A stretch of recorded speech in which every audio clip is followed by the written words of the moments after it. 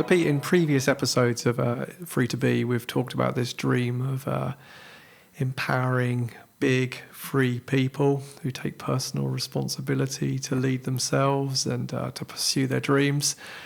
And I think in our guts sometimes that can make us a little nervous. Yeah, I think so. I think people can be a bit scared about what free people will do.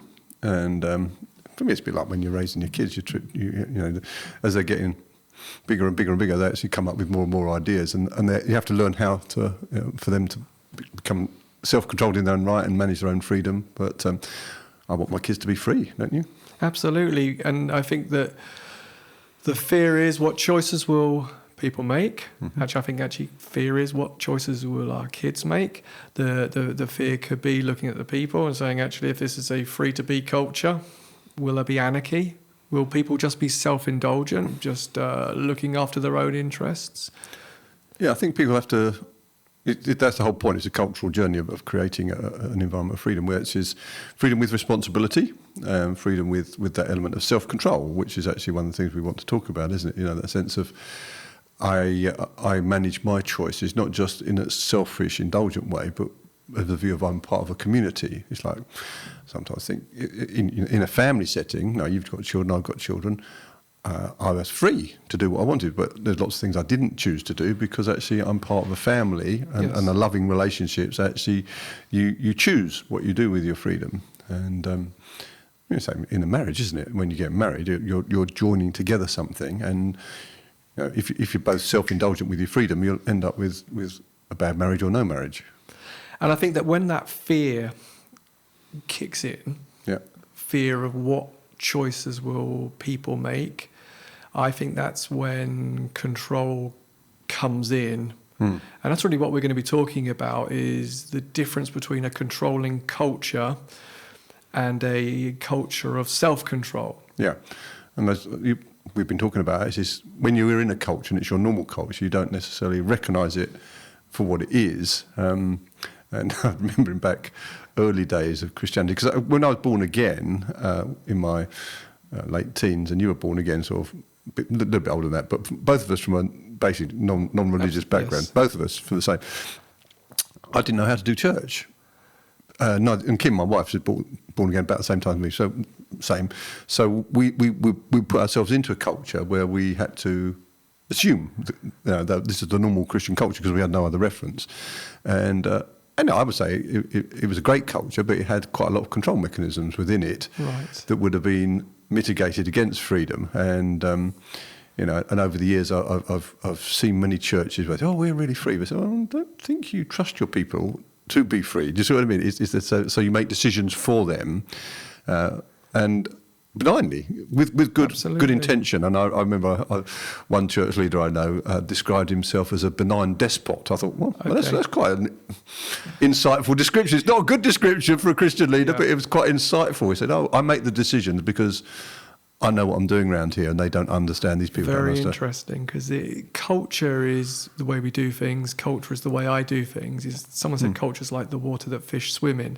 Yes. So you could be swimming around and you could be incredibly controlling. Like that statement says, I'm a benign despot, which is an incredibly controlling statement, but it can sound like pastoral wisdom. Yeah, and everybody loved this church, and he was a nice guy, lovely guy.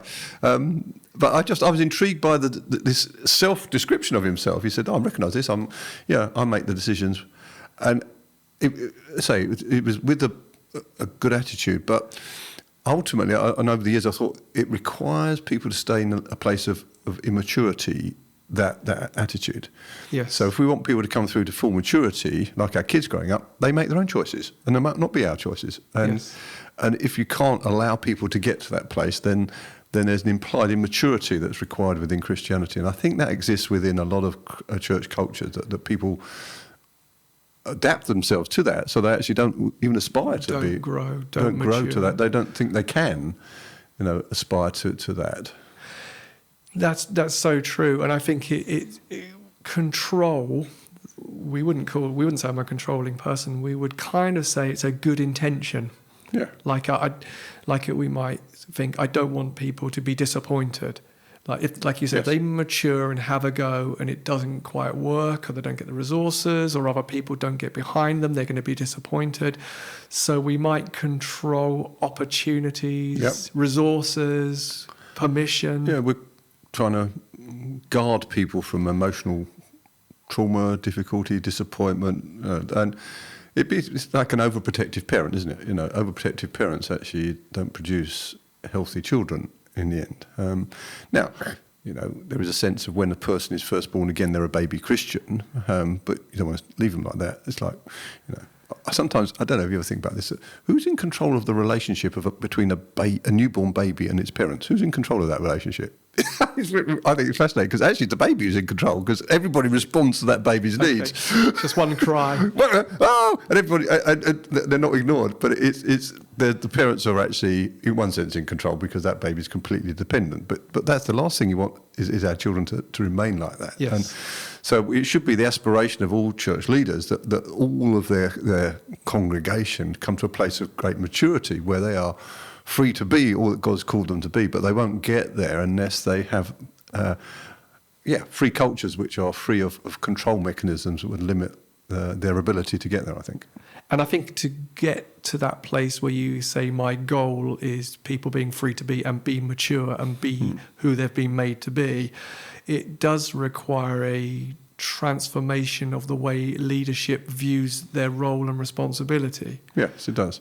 And it is tricky in one sense, because the Bible says that the elders of a church should shepherd their flock, guard it. So there is a guardian reality of that. But what does that mean? What does it look like? And I think there's a big learning curve to be taken for a lot of churches to learn how to live with free cultures. And again, it's like the old adage of saying, it's like herding cats. Do you see what I mean? It's, yes. I don't want to herd cats. No, it's much easier. And also the attraction of slavery, like we talked about with when the Israelites came out of Egypt, they wanted it. It's not just the leaders who actually sort of sometimes want this structure. It's actually the expectations that Christians have of their leaders, which is another thing that we've talked about a bit. Is I've seen it where some people who suddenly taken, they've developed into a place of significant leadership within the church, and then they suddenly have all these expectations from other people thrust upon them that they didn't realise was going to come their way, and then they try and meet all those expectations, and that can be overwhelming. And I've tried to teach people you can't do that. A number of years ago, I was asked by one of our congregation whether, and I was working with not just our church but other churches, whether I can meet everybody's expectations. I said, no, there's no way I can meet other people's expectations. I can only meet mine, really, and God's. Right. I said, the expectations upon me are crazy. And I recognise it. These people expect a lot more of me than I can ever give them. Not so much in our church, but in other churches. No, I was suddenly the oversight figure for a number of churches. They said, "Whoa, okay, can you do this?" And I remember one church wanted me to set their salary structure. I said, "I'm not doing that. It's not up to me." But you have to. Oh, I don't. It really was quite interesting. I thought, no, that's not my job. I think there is a massive pressure upon Christian leaders to meet other people's expectations. Yeah, and there's a pressure internally in a leader, and there's also the transactional kind of thing that's happening between leaders and people. Yeah. So it seems to be people themselves are quite comfortable with a parent-child relationship. The leader's the parent, the people themselves remain the child, remain immature. And the kind of hierarchical idea that all the vision, all the ideas, all the faith is going to come from maybe one visionary leader or maybe a plurality of leaders. Yeah, and I think, that's right. It's this sense of people adapt to that. And some people willingly adapt to it because it actually requires less effort, less responsibility if you're basically following other people's ideas. But one of the things that you've done this and we've done this, is teaching people to learn to dream. Now that's interesting. That's huge. It's huge. And, in our School of Spiritual Life, here the Eastgate School of Spiritual Life, we used to call it School of Supernatural Life, the first year we really work at getting the students to the place of actually confidence in their identity with God. Right. Generically, sons and daughters got an inheritance. The second year we really go into the more specifics. Okay, well, what's your specific calling of God? What's the dreams that God given you? Dare to tell us your dreams. Well, that is a massive challenge for most of the students. Because no, only dreams. Or daren't tell the dreams because they've been squashed down so many times. And I find this it's true within the healthcare world as well. A lot of Christians in the healthcare world, they go into that, vocation with great Christian dreams, but they then get squashed out of them. So actually dreams disappear. And I think that's one of the signs you say a free culture will actually be full of dreams. Full of ideas, full of imagination, full of creativity, but control, the fear of a dreaming people that leads to control and limitation will never produce the maturity that's required for a person to believe, I can hear God for myself. I hear his voice. I can discern what he's saying. Yeah, and I think if you've got a leadership structure which is basically you follow the leader and the leaders are basically the tip of the spear of the, or the tip of the arrow, which is a common analogy. You say, okay, that's it, and we all follow that, and that this is the one that's really making all the breakthroughs. So it really depends on the leader's then capacity and ability and willingness to keep moving forward for everything to move on. Otherwise, it all backs up. There's a limitation. If this is not going anywhere, everybody's stuck back here. And the ones with I would say, spiritual ambition, courage, gumption, actually get out the sides of that, and then they start doing their own thing. And then in some cultures, that's regarded as rebellious. Yes. Because, don't do that. But if you've got we create good soil, anything can grow here culture, then actually, then literally the sky is the limit for people. Absolutely. And we're not trying to say what you can do. So I think that, what your image of leadership is it enabling, so anything can grow here, or is it follow me as a leader and I'm defining the limits of where this vision goes, and if we don't fit within it, you're not really in it. Yeah. Then that's different. What's really interesting is I can notice in myself that even where your desire is for big, empowered people who dream, that as a leader, it's even possible to take over responsibility and even over function in the desire that they might dream. Yes. And well, you're quite good at it. So tell me a bit more about that, because this is, your whole dream culture, the app that you've got and stuff like that, it's all centred around a lot of that. In this whole thing, there's a sentence that Danny Silk says, it just gripped me. You do not have a superpower to control other people.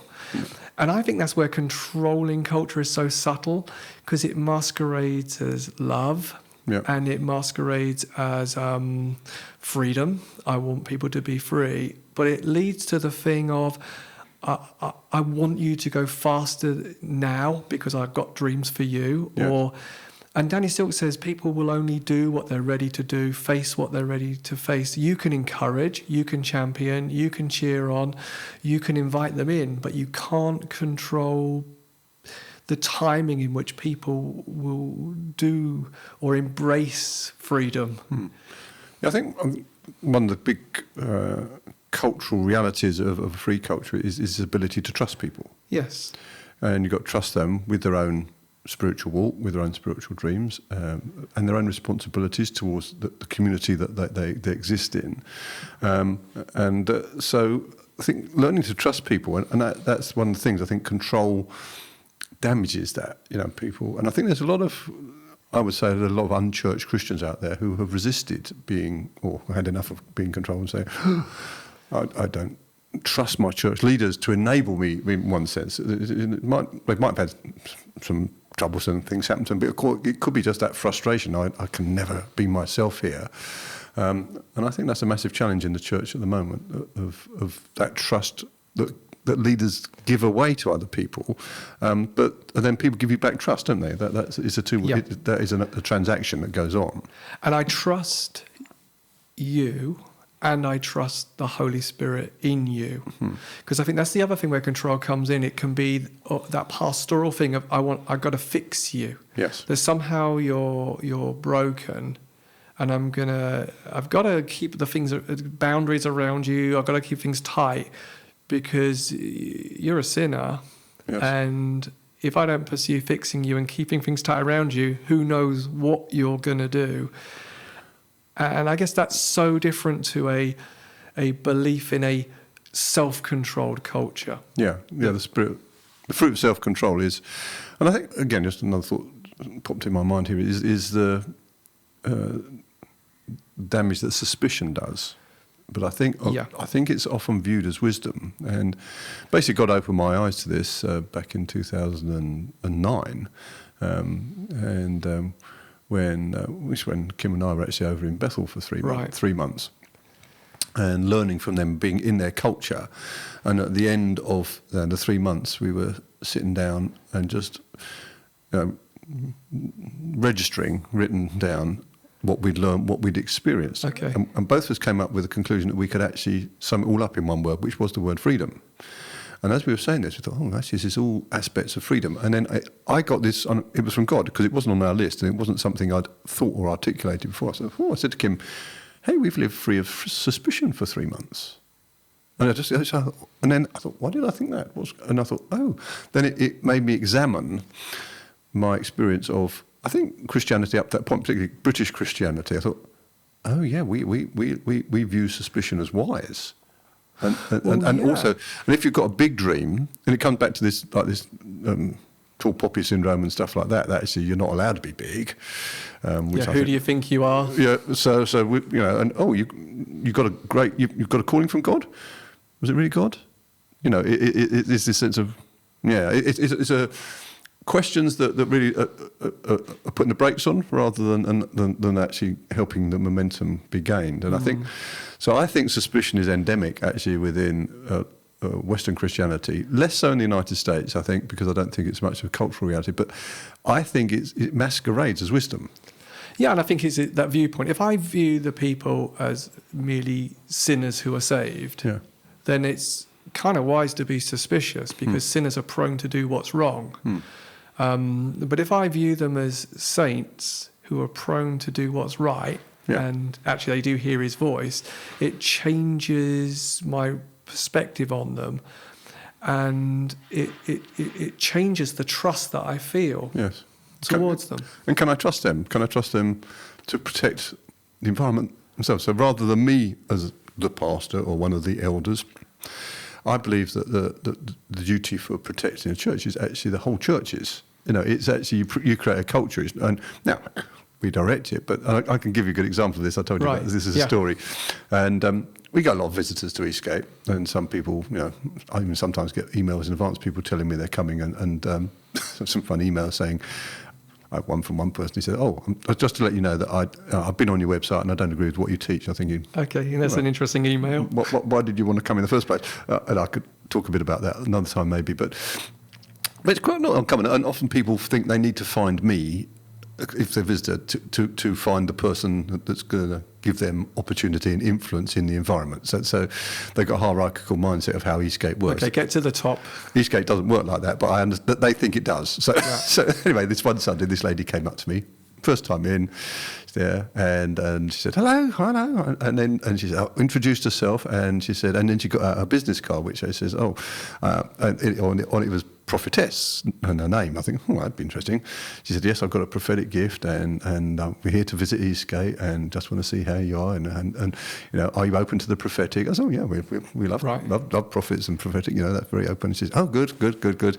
And this was after the meeting, and I'm standing in the cafe, chatting to her. And then we chatted for a few minutes, and then she's toddled off, and I just watched, and I was just in the cafe, and I was watching her. So I thought this would be interesting, and I watched her go and prophesy over one person, said, and now people are very open to that. They used to, somebody said, I've got prophecy for you, so thank you very much, and over coffee, and I watched her, and she prophesied over this person, and I watched this person politely listen to her, then say, thank you very much, and just walk off.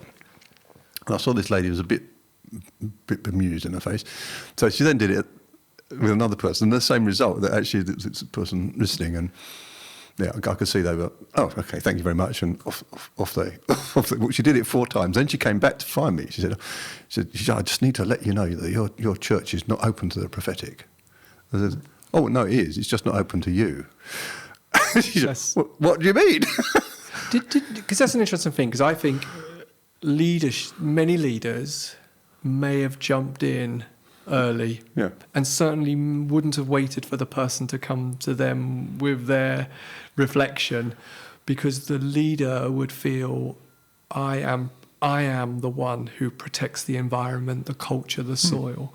But you're saying that in a free-to-be environment is actually the people themselves that regulate and look after the culture. Yeah, they protect it. Because basically what they say, what happened back to this lady, I said, I can tell you, I'm pretty certain I know what happened with you. See, our people basically, they weigh prophecy. They've been taught to weigh prophecy. They're taught to listen to it. They respect it, because that's what we do. And then if we treat prophecy with contempt, we don't weigh it. So actually we weigh it. And I suspect that you prophesy in an Old Testament mindset rather than a New Testament one, and that's why they have listened to you and not accepted what you said, because it doesn't flow with grace.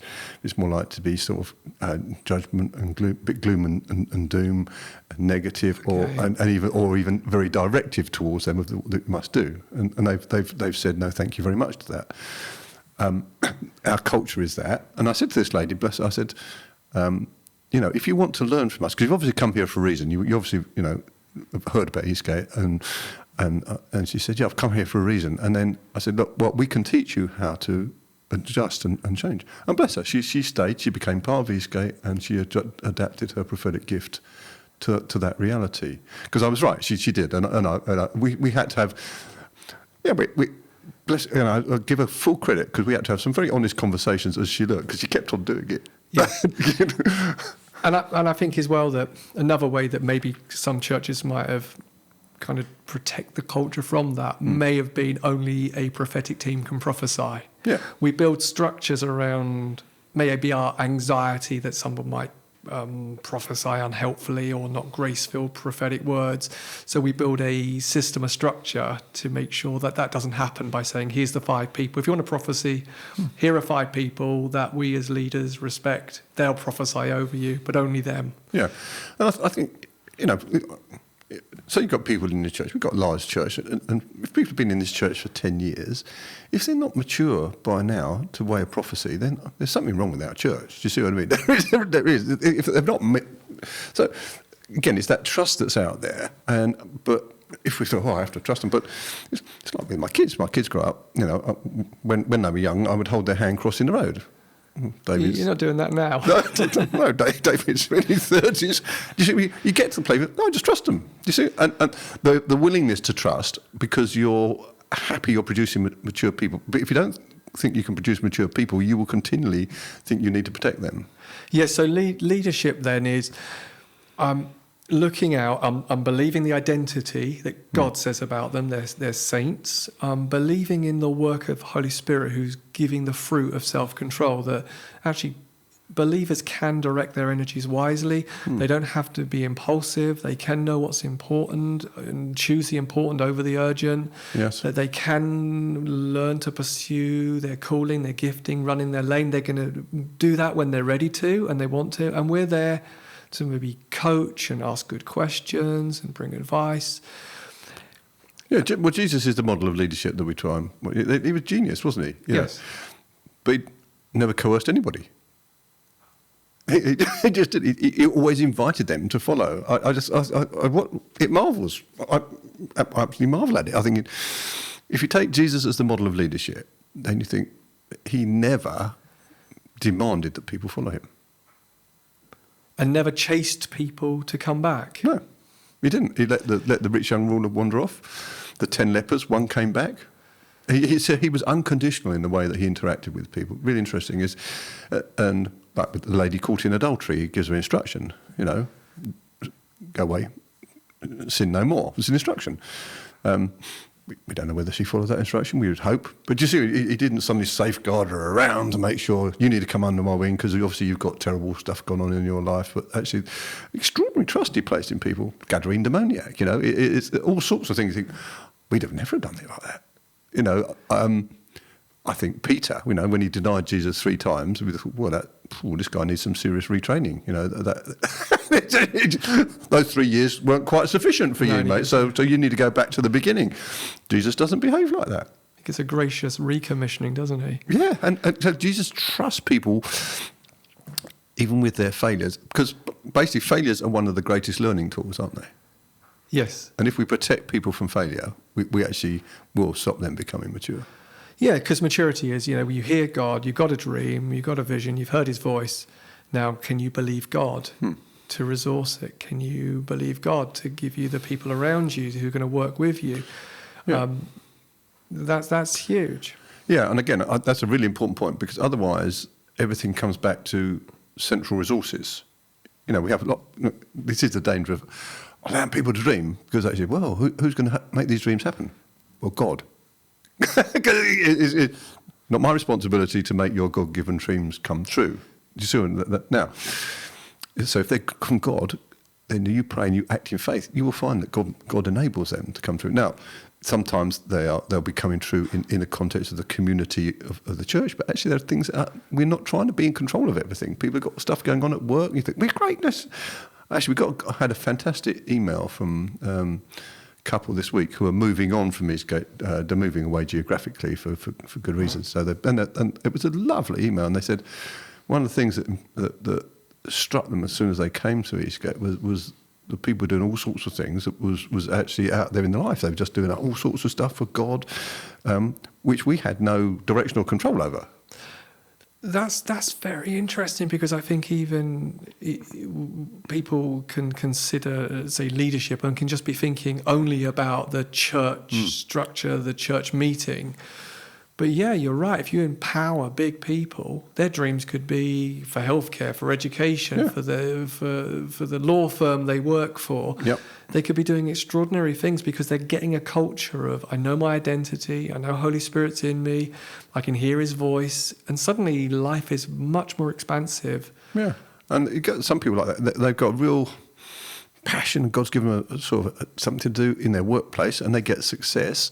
Now, often success in a workplace means more time engaged with that, less time available to church. Now, in the past, I said, hold on a minute, make sure. I'm suspicious about your motivation. Make sure you're in home group every week. You still will be. You still will be there. Well, actually, and I look back over the years, and there was, I think I would say can't say we've never had any controlling mechanisms in the church. It would be wrong to say that. But broadly speaking, we've been quite good on this, because there was one guy, and he worked in a very, very significant role within the country, to be honest. And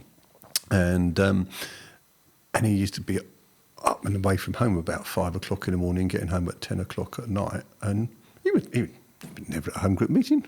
He was never home. That blessed him. His wife, family supported him. We supported him. But he would serve in church best he could, because he was engaged in it. But he said, "Look, Pete, this is all I can manage. I haven't got any time to prepare anything." And once every 4 weeks, he said, "You know what? I'll do the crèche. I don't have to do any preparation for that, but I know how to look after young children." And so every 4 weeks, I come in on a Sunday morning, and there's this guy, high-flying businessman, I'm very high-flying, with his bib on, looking after the kids in the crèche, and it used to make me cry. Yeah. But I thought, we valued his life, but he also wanted to be part of the community. But that was his self-control. This is what I can do, and our support of him. And, I think in sort of conclusion that Free to Be is obviously about the people in the local church. Maybe we're talking to leaders, and we were saying this dream about a big, courageous people. But it's also about taking the burden off leaders. I think controlling culture, an over-functioning heart, taking over responsibility is a crushing, crippling burden that's not possible to carry. No, and you're right. How many church leaders have burnout, time-outs, all sorts of things? And I think it was listening to John Mark Comer, who was saying, I think, of his class at theological school, I think, was he? I don't know how big his class was. I think he said he was the only one still running as a church leader, I think. Was that? Wow. Have you heard that? I've read the book. Yeah. So anyway, whatever it is, the statistics are alarming. Way, vast majority weren't even, certainly not in church leadership, many of them not even expressing their Christianity anymore. that's wrong, isn't it? That is. So there's a model there of church leadership that is out there, and that's not common. There's not an uncommon reality that is unhealthy.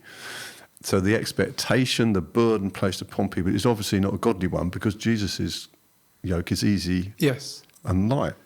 So we have to somehow manage to redefine what church leadership looks like to make sure that it's a healthy outcome, not just for the individual, but their families. How many church leaders' families, the pastor's kid, I was a PK, pastor's kid, when you think, well, that's a terrible slight, isn't it? And I want to make sure my kids grew up healthy, and I'm glad they did. They did. And I think I told you there was one thing that would get my goat. I'm not easily angered, certainly in church. But there's one thing that really would annoy me quickly is when my children, as they were growing up, were treated differently to other children. Right. And it didn't happen very often, because I was very careful about that. But I remember one time saying to my children, said, "Oh, I expected better of a Carter." Okay. Well, when I heard that, I went and had a chat. I said, "You will not treat my children any differently. If they do something wrong, then sort them out, because they're not perfect kids, but do not class them as something separate from all the other kids because of their surname." And I'd like to finish with just that Chris Valentin thing. He said, if you feel overwhelmed and burdened and crushed by ministry, just make sure that you're not carrying the wrong burden. Yeah. That he describes that Jesus is the big ox, Yeah. and you're the little ox. You're in the yoke with him, but the ultimate responsibility is actually God's. Yeah, and I'd say just that. I think a free culture will mean, as a church leader, you enjoy the fruit of that freedom as well. Absolutely.